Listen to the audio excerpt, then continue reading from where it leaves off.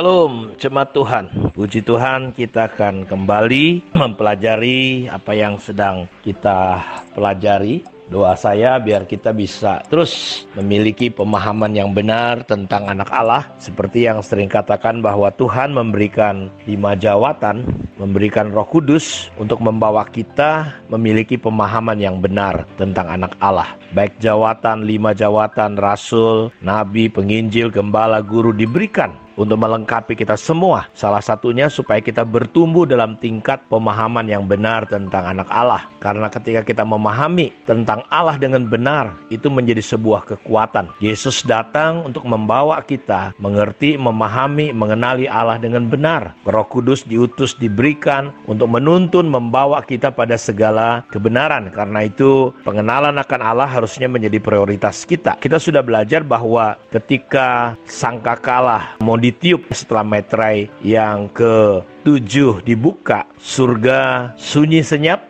Dan ketika di Wahyu 8 ayat 13, di sana dikatakan ketika sangkakala yang ketiga, ada teriakan di dalam Wahyu 8 ayat 13, teriakan celaka sebanyak 3 kali oleh burung nasar itu. Dimaksud untuk memperingatkan bahwa 3 sangkakala, yaitu kelima, keenam, ketujuh, akan merupakan hak hukuman yang datang jauh lebih hebat, jauh lebih menghancurkan daripada yang sebelumnya, sangkakala sebelumnya. Hukuman kelima, keenam itu melibatkan kekuatan roh jahat yang mengerikan pada saat itu. Karena itu kita sudah belajar kemarin bagaimana ketika sangkakala kelima itu ditiupkan, maka yang terjadi adalah dari lubang jurang yang sangat dalam itu keluar asap, dan Bapak Ibu tahu dari situ muncul, kita sudah pelajari, belalang-belalang dengan muka yang tentu bukan muka belalang, karena dia punya rambut seperti perempuan, mukanya seperti kayak kuda, dan itu sangat mengerikan karena dia diberikan tugas bukan untuk menghukum apapun, tetapi dia diberikan tugas khusus untuk menyiksa manusia. Saudara tahu bahwa ketika itu manusia ingin mati, tapi maut pada waktu itu lari daripada manusia, sehingga tidak ada orang yang bisa mati pada masa itu. Karena itu kita perlu mempersiapkan diri kita supaya kita luput lepas.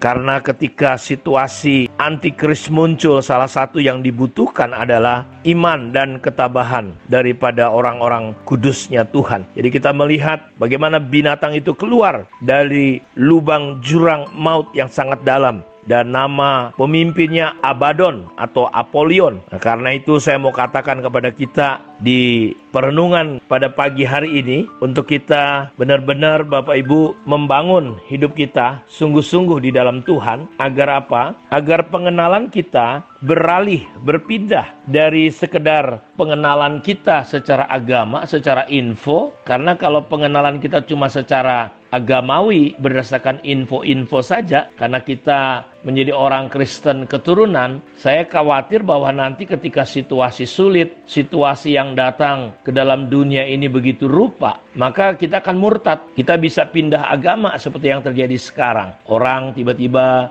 beralih, dan itu menyedihkan. Kenapa? Karena memang Bapak Ibu tahu bahwa mereka itu pengenalannya cuma sebatas agama. Karena itu saya mau dorong pengenalan kita kepada Allah perlu pindah dari agama kepada sebuah pengenalan yang lebih dekat. Karena kalau tidak, kita cuma agamawi, kita fanatik kepada agama, tetapi kita nggak mengerti. Seperti yang terjadi dengan Paulus. Dulu dia nggak kenal Tuhan secara pribadi, dia mengenal Tuhan hanya berdasarkan hukum-hukum agama. Dan dia menjadi fanatik, menjadi orang yang radikal, tapi salah. Dan ini yang saya berharap pengenalan kita ini berpindah dari pengenalan agamawi kepada pengenalan secara pribadi. Saya mengambil contoh misalnya Daniel dan Sadrak, Mesak, Abednego. Ya, kita bersyukur karena di usia 16 tahun mereka dibawa ke Babel, ditawan karena pada waktu itu kerajaan Babel menguasai seluruh dunia. Tapi di Daniel 1 ayat 8, Daniel berketetapan, dia memutuskan untuk tidak menajiskan dirinya ketika semua orang-orang pintar, orang-orang bijak yang melayani di kerajaan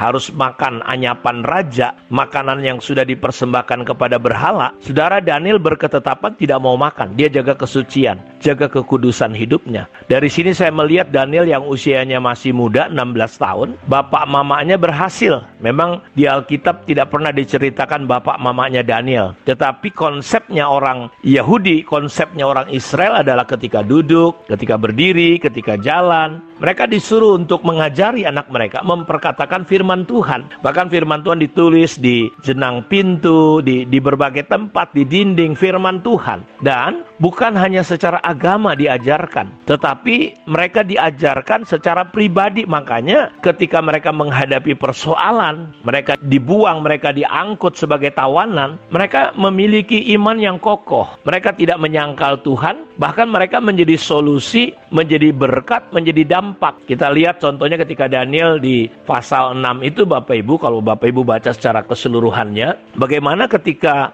Daniel dengan integritasnya, tidak ada cacat, tidak ada celah dalam bekerja, turun naik raja, dia tetap jadi penasehat. Dan orang-orang pinter di Babel pada waktu itu nggak tahu mau cari celah di mana untuk menjatuhkan Daniel selain dalam masalah ibadahnya, masalah penyembahannya kepada Tuhan, Bapak Ibu. Dan menarik sekali, mereka akhirnya mengeluarkan satu siasat supaya tidak ada orang meminta kepada siapapun kecuali kepada raja. Dan mereka tahu Daniel nggak mungkin menyangkal imannya. Dan Bapak Ibu, kita sama-sama tahu ketika akhirnya Daniel punya kebiasaan sembahyang, beribadah 1 hari 3 kali. Saya mau ajak kita bahwa ibadah kepada Tuhan penting.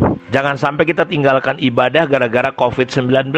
Ini waktunya kita bangkit. Karena nanti akan ada yang lebih besar, yaitu sangkakala Allah akan berbunyi, dibunyikan, dan 7 bokor juga akan dicurahkan. Saudara lihat, mereka menjebak Daniel, dan betul Daniel didapati sedang sembahyang. Banyak orang datang dan melapor kepada raja. Raja sebenarnya tahu Daniel itu orangnya baik, bagus, punya integritas, tapi dia terjebak dengan dekret surat perintah yang dikeluarkan. Dan Bapak Ibu tahu, Daniel juga tahu ancamannya dibuang ke goa singa. Tapi kita lihat orang yang mengenal Tuhan secara pribadi, dia tahu siapa Allah yang dia sembah, dia tahu siapa Tuhan yang dipercayai, dia santai aja. Sampai akhirnya dia dimasukkan ke lubang singa yang sudah lapar. Dari mana saya tahu? Karena ketika orang-orang atau lawan politik Daniel, orang-orang yang tidak suka sama Daniel, dibuang bersama dengan keluarganya ke lubang gua singa, belum sampai di tanah, itu bukan hanya dagingnya, tulang-tulangnya sudah habis, belum menyentuh tanah. Jadi betapa ganas, betapa dahsyatnya, laparnya singa-singa ini. Tapi ketika Daniel masuk ke sana, dia nggak takut. Justru yang nggak bisa tidur raja. 1 malaman dia nggak bisa tidur. Pagi-pagi benar dia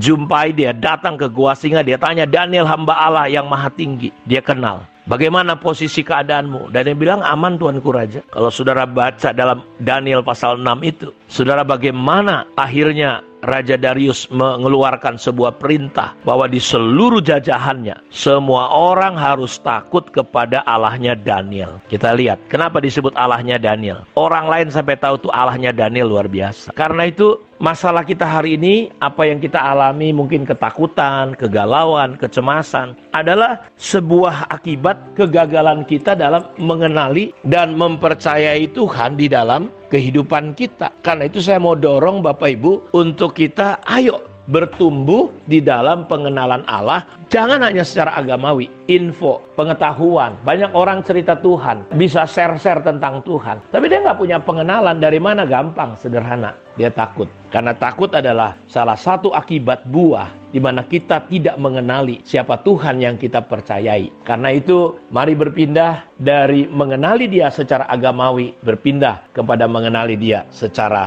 pribadi. Kiranya Tuhan memberkati kita. Shalom.